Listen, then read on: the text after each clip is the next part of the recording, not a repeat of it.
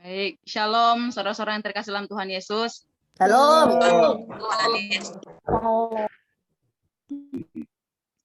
Pertama-tama saya mengucapkan terima kasih kepada Bapak dosen yang sudah memberikan kesempatan bagi saya untuk menyampaikan firman Tuhan pada sore hari ini. Dan terima kasih juga buat teman-teman yang memberikan waktunya untuk mau mendengarkan firman Tuhan pada sore hari ini. Firman Tuhan yang saya bawakan pada sore hari ini terambil dalam kitab Efesus pasal yang ke-6 ayat yang ke-11 sampai ayat yang ke-18. Sekali lagi saya ulangi, Efesus pasal yang ke-6 ayat yang ke-11 sampai ayat yang ke-18. Tema firman Tuhan yang saya bawakan pada sore hari ini yaitu adalah melawan tipu muslihat iblis. Melawan tipu muslihat iblis. Bisa kita baca di ayat yang ke-11b, atau saya bacakan buat kita semua di ayat yang ke-11.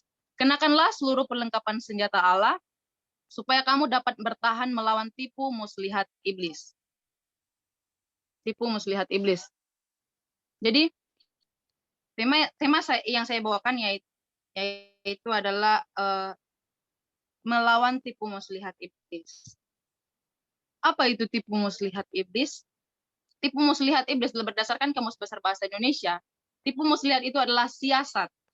Siasat berarti di sini adalah kita melawan siasatnya iblis. Apa siasat iblis yang dipakai untuk melawan kita anak-anak Tuhan supaya kita tidak mengikut Tuhan Yesus. Karena iblis ini tidak suka melihat kita percaya sama Tuhan. Iblis tidak senang melihat kita mengikut Tuhan Yesus. Di dalam Markus yang ke-14 ayat yang ke-38, saya minta satu orang untuk membacakannya kepada saudari Nove. Saya minta tolong bacakan di ayat yang pasal Markus pasal 14 ayat yang ke-38. Markus 14 ayat 38. Beginilah firman Tuhan. Berjaga-jagalah dan berdoalah supaya kamu jangan jatuh ke dalam pencobaan. Roh memang penurut tetapi daging lemah. Baik, terima kasih kepada saudari Nove. Nah, di situ dikatakan bahwa berjaga-jagalah. Kenapa kita harus berjaga-jaga? Supaya kita tidak mudah terjatuh ke dalam dosa. Nah, jadi dalam firman Tuhan pada malam hari ini, supaya kita bisa melawan tipu muslihat atau melawan siasat iblis itu, ada 3 hal yang harus kita lakukan. Yang pertama, yang harus kita miliki dalam kehidupan kita, supaya kita bisa mengalahkan siasat iblis itu. Yang pertama, kita bisa melawan tipu muslihat iblis itu, atau kita bisa menang dari tipu muslihat iblis itu, yaitu pertama melalui iman. Melalui iman. Di ayat yang ke-16, Efesus pasal yang ke-6 ayat yang ke-16 di situ dikatakan bahwa dalam segala keadaan pergunakanlah perisai iman, sebab dengan perisai itu kamu akan dapat memadamkan semua panah api dari si jahat. Nah, kita bisa mengalahkan siasat iblis itu melalui iman. Iman itu apa? Di dalam Ibrani pasal yang ke-11, ayat yang pertama, saya akan bacakan buat kita semua.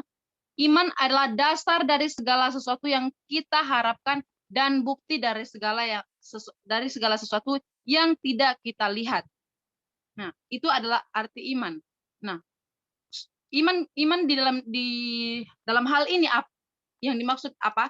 Yaitu iman kita kepada Kristus, iman kita kepada Tuhan. Nah, dalam tokoh-tokoh Alkitab juga banyak yang memiliki iman sehingga mereka bisa melewati segala persoalan hidup mereka. Salah satu contoh tokoh Alkitab yang kita kenal, yang sudah kita tahu, yang dia adalah orang beriman, yaitu adalah Abraham. Abraham, di mana dia beriman, pada waktu Tuhan Yesus memanggil dia dari negerinya, dia tidak tahu kemana dia harus pergi. Tuhan tidak menentukan tempat yang harus dia tuju, tidak. Tapi Tuhan tapi Tuhan Allah memanggil Abraham pergi dari negerinya. Di situ dia di kitab Ibrani pasal yang ke-11 ayat yang ke-6, karena iman Abraham taat ketika ia dipanggil untuk berangkat ke negeri yang akan diterimanya menjadi milik pusakanya, lalu ia berangkat dengan tidak mengetahui tempat yang ia tujui. Itu karena iman, dia percaya akan Tuhan Yesus, karena Tuhan Allah akan menolong dia, Tuhan Allah akan memberikan dia pertolongan, Tuhan akan menuntun dia kemana dia harus pergi. Nah, supaya dia bisa melewati setiap tantangan-tantangan yang akan dia hadapi dalam perjalanannya menuju tempat yang akan Tuhan berikan kepadanya. Nah, jadi dalam kehidupan kita juga seperti itu. Supaya kita bisa menang mengalahkan siasat-siasat iblis, tipu-tipu lihat iblis yang dia lakukan dalam kehidupan kita, ya supaya yang membuat kita supaya kita tidak mengikut Tuhan Yesus, maka kita harus memiliki iman dalam Tuhan Yesus. Harus memiliki iman dalam Kristus. Nah, itu yang pertama, supaya kita bisa mengalahkan tipu muslihat.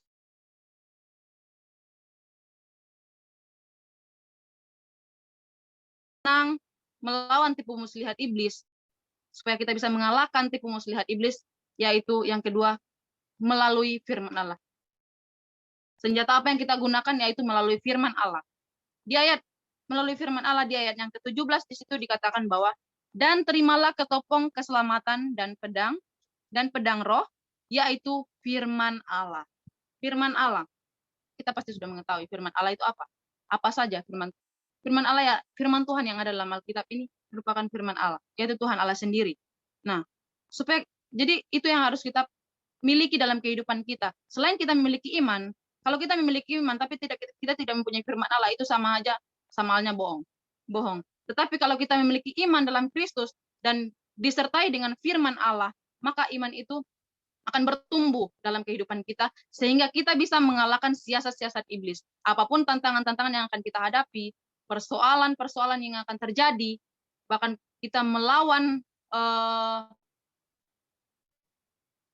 iblis, untuk melawan siasat iblis, maka kita sudah kuat, kita sudah memiliki pedang roh, ketopong keselamatan, yaitu adalah firman Allah. Jadi supaya kita bisa menang mengalahkan tipu muslihat iblis, yang kedua yang kita lakukan adalah melalui yang kita harus miliki dalam hidup kita, yaitu kita harus memiliki firman Allah. Firman Allah harus ada dalam kehidupan kita, harus bertumbuh dalam kehidupan kita, sehingga kita bisa melawan tipu muslihat iblis apapun itu. Yang ketiga yaitu adalah selain kita memiliki firman, memiliki iman, kita bisa melawan tipu muslihat iblis melalui iman, melalui firman Tuhan, firman Allah. Yang ketiga, jangan lupa. Yang ketiga yaitu adalah melalui doa. Melalui doa. Di dalam ayat yang ke-18, di dalam Efesus pasal yang ke-6 ayat yang ke-18, di situ dikatakan bahwa dalam segala doa dan permohonan, berdoalah setiap waktu di dalam roh dan berjaga-jagalah dalam doamu itu dengan permohonan yang tak putus-putusnya untuk segala orang kudus. Yang ketiga, yang kita harus miliki yaitu adalah doa. Doa ya kita pasti sudah tahu bahwa doa itu adalah komunikasi kita kepada Tuhan Yesus, komunikasi kita kepada Tuhan Allah. Nah, jadi dengan doa ternyata dengan doa kita bisa mengalahkan siasat iblis. Kita bisa mengalahkan tipu muslihat iblis. Di dalam Yakobus di situ bahwa doa orang benar besar kuasanya. Jadi kalau kita berdoa itu sangat besar sekali kuasanya. Artinya kuasa apa? Kita bisa melalui doa kita bisa mengalahkan kuasa iblis. Kita bisa mengalahkan siasat iblis. Nah, jadi supaya kita bisa mengalahkan tipu muslihat iblis, yang harus kita lakukan, yang harus kita miliki dalam kehidupan kita itu adalah doa. Itu menjadi senjata kita. Itu menjadi ketopong keselamatan kita, pedang roh kita, supaya kita bisa terjaga-jaga, supaya kita bisa mengalahkan si iblis, mengalahkan siasat iblis dalam kehidupan kita. Jadi firman Tuhan pada malam hari ini, 3 hal yang harus kita miliki dalam kehidupan kita supaya kita bisa menang melawan tipu muslihat iblis, supaya kita tidak terjerumus ke dalam siasatnya iblis atau strategi-strategi apa yang dilakukan oleh iblis supaya kita tidak mudah terjatuh dalam dosa, maka yang harus kita lakukan, yang harus kita miliki, yaitu adalah kita harus memiliki iman. Iman apa? Iman di dalam Kristus, supaya kita bisa mengalahkan tipu muslihat iblis. Yang kedua yaitu supaya kita bisa selamat, memiliki kita keselamatan, yaitu kita harus menggunakan firman Allah. Kita harus memiliki firman Allah. Lalu yang ketiga yaitu adalah doa. Artinya adalah melalui doa. Nah, jadi dari tiga hal itu, ketika kita bisa melakukannya dalam kehidupan kita, ketika kita memilikinya dalam kehidupan kita, maka kita bisa mengalahkan strategi-strategi musuh kita, yaitu iblis. Mengalahkan siasat-siasat musuh kita dengan tiga hal tersebut. Jadi, dalam firman Tuhan ini, baiklah kita memiliki iman, firman Allah dalam kehidupan kita, dan doa. Tidak hanya cukup satu. Artinya, tidak hanya cukup kita memiliki iman Kristus, kita bisa mengalahkan tipu muslihat iblis, tidak. Tapi kita harus juga memiliki firman Allah. Selain itu juga, kita juga harus melakukannya dengan doa, harus memiliki doa dalam kehidupan kita. Secara pribadi dengan Tuhan Yesus, baik doa bersama, baik melalui persekutuan-persekutuan yang diadakan di kegiatan-kegiatan kampus atau kegiatan di tempat kita melayani, yaitu melalui doa. Jadi, intinya pada sore hari ini, yaitu adalah supaya kita bisa menang melawan iblis, milikilah tiga hal itu. Kita miliki tiga hal itu dalam kehidupan kita, supaya kita bisa menang melawan tipu muslihat iblis. Seperti tokoh-tokoh Alkitab juga, mereka bisa melewati setiap persoalan dalam kehidupan mereka, karena mereka memiliki iman dan firman Allah dan juga doa mereka kepada Tuhan Yesus. Nah, begitu juga dalam kehidupan kita. Supaya kita bisa menang dari siasatnya iblis, maka kita harus memiliki iman, firman Allah, dan kita memiliki komunikasi yang baik, doa kita kepada Tuhan Yesus. Itu saja yang menjadi firman Tuhan yang saya akan bawakan pada sore hari ini. Terima kasih dan Tuhan Yesus memberkati. Terima kasih untuk tadi sampai sudah menyampaikan firman Tuhan. Mana dia orangnya, Santiana? Jangan langsung menghilang, ya. Oke, nanti saya akan beri evaluasi terakhir. Teman-temanmu dulu yang akan memberikan evaluasi. Oke, Santa Gultom, silakan. Ya, Santa Gultom, kasih masukan, saran, kritik yang membangun, ya. Silakan, Santiana didengar.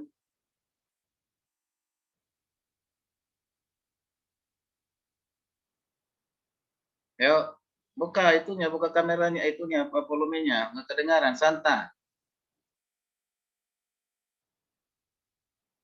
Halo? Apakah kedengaran suara saya? Ya. Halo, Pak.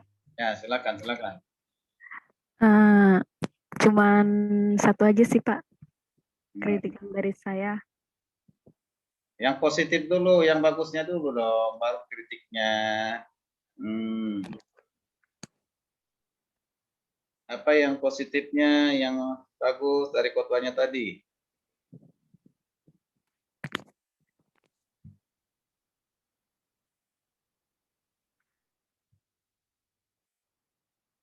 Tadi disimak nggak khotbahnya tadi? Dengar nggak? Kalau disimak ya pasti langsung cepat memberikan tanggapan. Ya.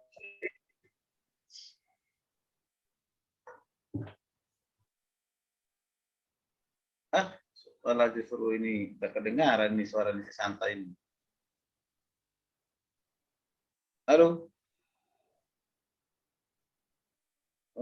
Menghilang. Suara tidak ada. Alberto. Ya, tadi saya sempat menghilang, ini ada gangguan signal nih, ya. Oke, lanjut. Tadi lanjut. Siapa tadi yang terakhir saya sampaikan tadi? Siapa tadi? Oke. Ya, silakan tadi yang minta tolong siapa? Alberto dulu sebelum Santa. Alberto. Mana dirimu? Buka kameranya. Dan volumenya, kau lagi itu pasang batako di belakang rumah, kok nggak ada muncul orangnya? Halo, Alberto, Kau di mana? Ya Pak, ya Pak. Kayaknya nggak didengar itu, Pak. Lagi pasang leading. Hah? Suaranya kecil, Pak. Nah, yuk. Ya, kalau dari saya, Salam Santiana, firman Tuhan yang pada malam hari ini saya sangat Sandro, bang, suaramu Sandro. Oh sorry, soalnya maaf ya sebelumnya, soalnya speaker saya nggak bagus. Ya, udah pelan, agak teriak aja sedikit.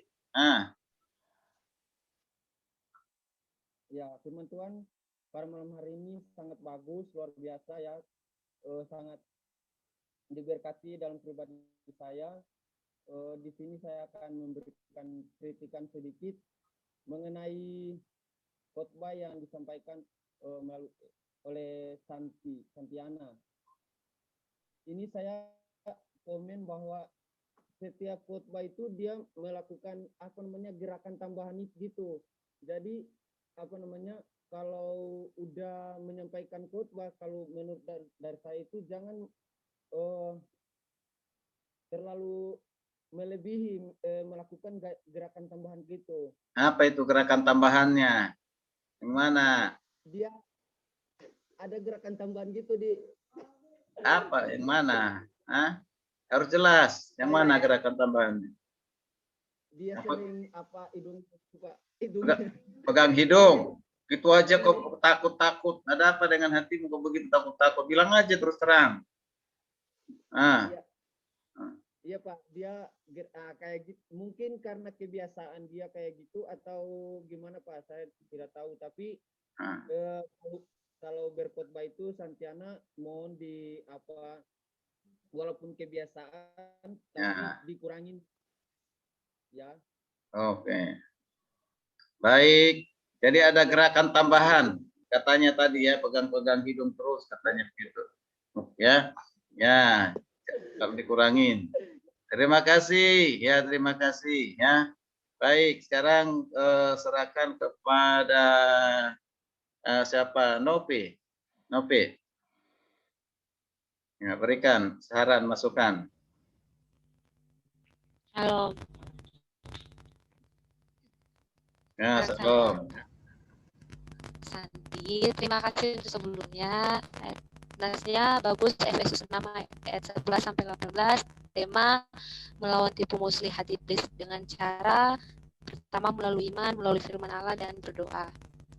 Tetapi kalau saya sarankan sih, kan kita udah belajar tuh kalau contohnya kita berkhotbah itu harus ada menjelaskan latar belakang kenapa sih kitab ini ditulis dan kepada siapa ditunjukkan.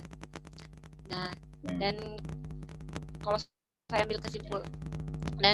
ambil kesimpulan dari pembacaan dari nats ini menceritakan tentang peperangan rohani orang Kristen melawan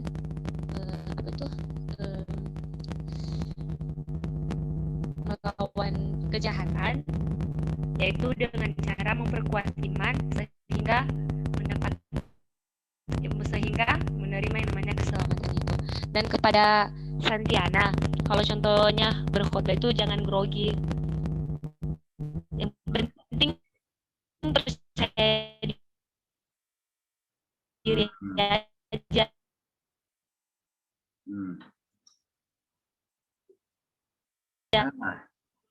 Putus lagi saran. Percaya diri. Wah, kenapa ini tiba-tiba? Oke, kira-kira nangkap ya. Yang terakhir ya nangkap tadi jangan grogi. Lalu usahakan ada latar belakang penulisan kitab, jelaskan secara singkat. Kira-kira itu aja mungkin dua yang pentingnya dari Nove tadi ya. Oke, tadi baru 2 orang ya. Yang terakhir coba si Febriani, Febri. Ya silakan kasih masukan, saran, kritik yang membangun dan apa yang baik yang kamu dengar tadi dari khotbahnya Santiana. Silakan nanti.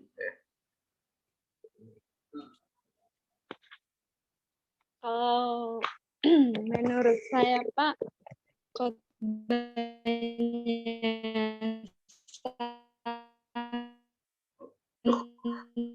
Lagi-lagi sudah sangat bagus, Pak. Semuanya bagus. Dan tidak ada yang perlu dievaluasi untuk ditingkatkan dari kelemahan, kurangan. Sudah bagus, Pak. Cuman tadi Santi lupa baca ayat firman Tuhan, Pak. Lupa baca Baca dari saya, Pak. Oke. Kalau lupa. Ya. Silakan langsung ditanggapin dulu apa dari teman-temanmu, Santiana. Adakah yang tadi seperti mereka sampaikan? Ya, silakan. Yuk. Mana dirimu, Santiana? Santi. Santi, kok jadi ini diam semua ini? Kenapa ya? Lagi gangguan signal. Yuk, silakan Santi. Kasih. Iya, Pak. Ya, silakan kemana tanggapanmu dari teman-teman tadi, silakan. Ya, baik, terima kasih buat teman-teman yang sudah memberikan saran, kritik melalui khotbah saya. Dan saya akan berusaha untuk memperbaiki lagi seperti yang tadi bilang Sandro, mungkin terlalu banyak gerakan-gerakan tambahan.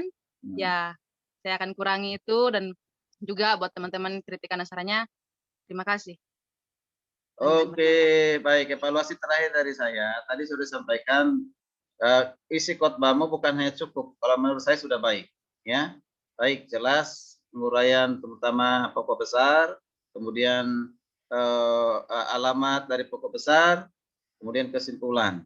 Nah, yang perlu diperbaiki ke depan. Yang pertama mengenai isi dulu ya, Ya, isinya yang terutama di kesimpulan itu jangan diulang-ulang sampai 3 kali pokok besarnya. Cukup 1 kali. Tadi hampir 3 kali kamu ulang lagi. Bahkan ada pembahasan yang baru. Ya, pembahasan yang baru. Angkat lagi kasus tertentu. Jangan. Itu dihindari. Waktu saya sampaikan mengajarkan kan begitu ya. Cukup temanya, pokok besarnya, ditekankan penerapannya. Lihat aplikasi kan. Ya. Nah, kemudian praktek dari setiap pokok besar itu harus tekankan. Misalnya dikatakan tadi melawan tipu muslihat dengan firman dalam Alkitab. Betul, firman Alkitab itu kan sangat luas, sangat banyak. Bagaimana kita melawan iblis, ya kan? Misalnya seperti apa dikatakan Tuhan Yesus, firman Tuhan berkata, "Inyalah engkau iblis." Nah, itu firman Tuhan. Ya, kita harus memperkatakan firman Tuhan. Nah, inyalah engkau dari hadapanku. Nah, kita usir dia. Kita tolak dia dengan menyebutkan firman Tuhan yang berkuasa. Prakteknya kurang. Seperti tidak disampaikan di situ. Kemudian tindakan iman juga tadi. Prakteknya apa? Dan juga doa tadi. Ya, berdoa. Dengan kita berdoa. Kita harus berdoa dengan menggunakan di dalam nama Yesus. Karena nama itu penuh kuasa. Dengan nama itu kita berdoa mengusir si setan iblis. Kan? Gitu.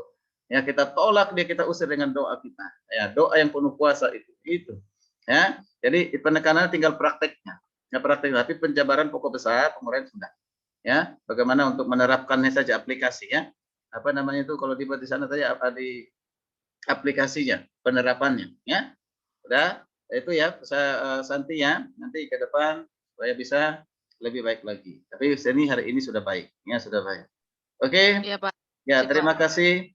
Ya, mari kita berikan dulu tepuk tangan, aplaus dulu buat Santi. Ya, puji Tuhan, tetap maju, semangat, ya, kasih jempol, ya. Ya, baik. Terima kasih untuk semua yang sudah praktek hari ini. Karena waktu, maka kita akhiri di sini.